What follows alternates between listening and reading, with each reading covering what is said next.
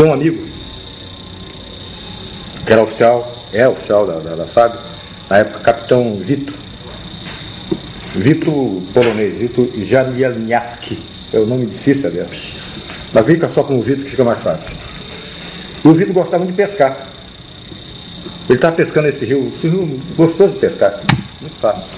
Pois é, ele pescando, ele soube de um caso, ele sabia que eu estava, toda a Força Aérea sabia que a gente estava nessa investigação. Ele soube de um caso de um rapaz que trabalhava como... ele apanhava barro para essa olaria. Tá? Ele tirava barro lá no rio para essa olaria. E ele soube de um caso que ocorreu com esse rapaz e sabia que eu estava investigando e foi me procurar, me contando sobre o Luiz. Essa olaria era a olaria Koiffer, de Paulo Koiffer, dono do Foto Koiffer lá em Belém. Keuffer, K-E-U-F-F-E-R. Ele me falou sobre esse Luiz, eu mandei buscar o Luiz. Mandei um agente lá com um carro apanhar o Luiz, que eu queria conversar com ele. Ele me contou um fato incrível. Ele, quando estava colhendo barro, ele viu vestígios de que havia caça comendo restos de flores de uma árvore que estava em floração, tá? Na beira do rio. Ele acompanhou e viu onde é que essa caça comia, era a paca. Você conhece a paca? Conhece. Tinha uma paca comendo nesse lugar. Eu disse, pô, eu vou voltar para pegar essa paca, tá? Vou matar essa caça aí. Levou o barro para a olaria, esvaziou o batelão, era uma embarcação de uns 7 a 9 metros, motor de centro. Ele foi e deixou o barro lá, esvaziou a embarcação, passou na casa dele, apanhou uma espingarda e voltou para lá de dia. Preparou um giral, onde ele pudesse ficar, numa árvore baixa, armou uma rede e ficou com a lanterna e a espingarda lá para esperar que a caça chegasse para ele atirar. Escureceu, ele estava lá em cima no giral, sentado na rede dele lá, esperando ouvir algum barulho para começar a se preparar para atirar na caça. E passou por cima dele uma luz muito forte. A luz passou e logo depois voltou e parou em cima dele. Parou em cima do centro dessa nave que ele me descreveu, e não era de forma discorde, não. Era uma forma como se fosse a cabine de um Boeing, uma forma elipsoide. Do bojo do ventre dessa nave, abriu uma porta e desceu um ser com forma humana. Desceu, eu perguntei a ele se desceu por escada de corda ou de metal, alguma coisa assim. Ele disse, não, ele desceu sim, tinha um foco de luz. Ele desceu nela, com os braços abertos assim, forma de delta. Ele desceu. Quando ele se aproximou, quando ele viu aquele ser descendo, ele pulou fora.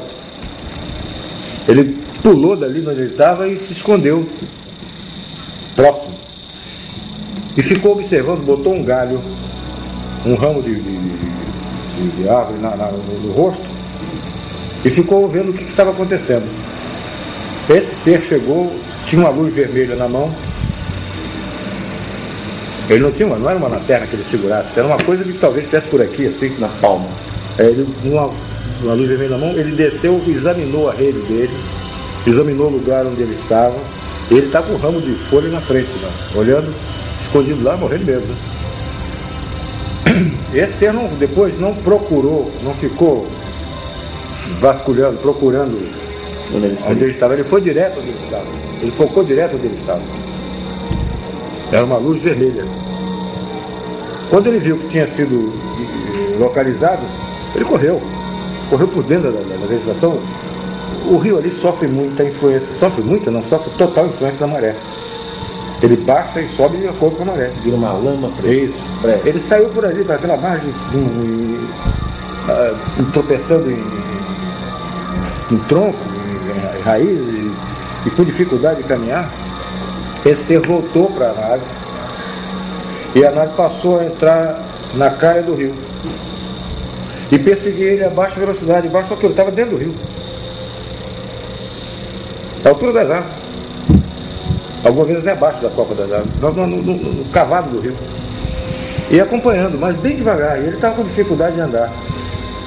Como ele pretendia caçar e voltar, ele não entrou com o barco, porque senão o barco seria encalhado com a baixa da maré. O barco ficou num lugar onde tinha flutuabilidade. E nesse barco tinha um garoto de 9 anos de idade, na época, e um amigo dele que ficou tomando conta do barco. E ficaram pescando siri. Tem muito siri nesse rio. Eles ficaram pegando siri. E o cara estava ouvindo com o radinho o jogo do Campeonato Brasileiro, esse jogo de futebol que passa a noite. Aí estava ouvindo. E ele veio andando, veio correndo e gritando. E gritava para chamar a atenção dos amigos, que ele queria entrar no barco e ir embora. E essa coisa atrás dele, acompanhando. Ele, quando chegou perto do começou a gritar desesperado, até que o garoto chamou a atenção do companheiro dele, e o cara largou o futebol e olhou, ele apontou, olha ali, o cara viu. Todos eles viram, quando eles viram, eles pularam para dentro d'água. Em vez de ajudar o Luiz, eles pularam dentro d'água, abandonaram o barco. E o Luiz, como não tinha nem barco, não tinha mais companheiro no barco, ele se escondeu. Aí ficaram os dois dentro d'água e o Luiz escondido no mato, que margeava o rio. Essa nave parou em cima do batelão, o C desceu, com a mesma luz vermelha, examinou todo o barco, procurou em todos os lugares, olhou, examinou o barco, e eles estão vendo isso. Aí ele subiu, foi para a nave, fechou e a nave disparou e foi embora. Eu conversei com eles e disse, eu vou lá amanhã. Amanhã eu quero estar nesse lugar. Nesse mesmo lugar onde você esteve, eu vou. E nós fomos para lá.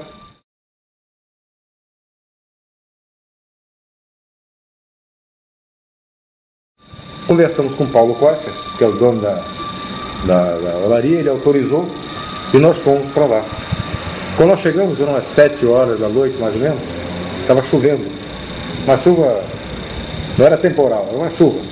Agora, os agentes foram para dentro de uma casa, que era a casa do zelador, lá do caseiro, lá dessa olaria, do vigia. Foram lá tomar café, uma bolachinha, uns troços lá qualquer. E eu não ia me preocupar com café, com coisa, eu era o chefe da equipe. Eu não podia estar me preocupando com café, nem bate-papo. Eu estava lá olhando, fiquei olhando para ver se viu alguma coisa, se alguma coisa acontecia. Realmente, quando eu estava do lado de fora, veio não vi uma forma, era uma coisa escura. Não deu para detectar a forma, se era discoide, se era olho, não dá. Estava chovendo, mas você via a luz. Uma luz verde, forte, e uma luz vermelha. E esse troço fazia um barulho. Um barulho de ar condicionado, mas bem mais forte, parecia que fosse uma turbina, aquele barulho de turbina.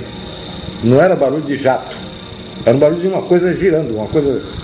Você dá para entender? Não, é diferente, não é barulho de jato, era uma coisa como liquidificador, era mais forte do que ar condicionado. Esse troço passou em cima de onde nós estávamos, em cima de onde eu estava. Na porta da casa e estava chovendo. Eu estava olhando. Ele passou, livrou a árvore e saiu. Mas estava muito baixo. O avião não faria isso nunca. O piloto que fizer isso é morto, é defunto. É perigoso demais com um dia claro. Imagina com chuva e de noite. E ele fazia isso com segurança. Então ele passou e foi embora. Os caras vieram. Capitão, quer tomar um cafezinho? Pô, acabei de ver um treco aqui agora que apareceu muito estranho. Aí, então tá ok, vamos tomar um café e vamos embora. Entramos no barco. Aí fomos para esse lugar, aonde o Luiz tinha estado. Paramos, o barco desci, fui andando, foi até a árvore onde ele tinha feito o giral. Aí ficamos ali embaixo. Então nós fomos para esse lugar. Como a maré estava enchendo, a gente estava com a água cada vez mais crítica, né? E a gente chegou a uma posição que a gente já estava, uma situação em que a gente já estava com, nada tinha acontecido. Ele já estava com a máquina fotográfica, com tudo, com a mão suspensa. Já daqui a pouco eu tenho que subir numa árvore dessa, senão mergulhava com o equipamento, com tudo. A maré foi enchendo e nós estamos... É assim rápido? É. Umas 10 horas mais ou menos, quando nós decidimos ir embora. Vamos embora. Aí pegamos uma canoazinha que estava conosco, fomos até o barco, que estava parado na outra margem. Salvamos o equipamento e a gente não morreu afogado. Aí fomos lá, deixamos o equipamento no barco, pô, ficamos lá. Agora eu vou ficar mais um pedacinho. Ô, capitão, você não vai voltar? Não, vamos ficar mais um pedaço aí. Umas 11 horas, nós ficamos conversando, distraindo, fumando cigarro e tal. E lá no fim, o rio afunilava. O rio, nós estávamos numa posição, na margem esquerda do rio, direita do rio, e o rio, a gente viu o rio fechando lá na frente, afunilando lá na frente. A mais ou menos uns 2.000 metros, passou, vinha da esquerda, do norte para sul, cruzando o rio, uma luz muito forte, amarela, âmbar, como um sol, mas muito baixo, em cima das árvores, e cruzou o rio na mesma posição, mais ou menos, onde fica a casa do vigia, onde eu tinha visto a primeira coisa. Passou da região de vigia? Do vigia da olaria. Do vigia da olaria. Tá? Dessa olaria do Costa. Aí passou muito baixo, iluminava o rio. Aí foi filmado isso. E no filme aparece ele tremeluzindo. Uma coisa assim. Uma luz que eu não sabia. Como se fosse uma chama esquisita. É. E aparece o rastro dela, a luz dela no rio. Foi filmado isso.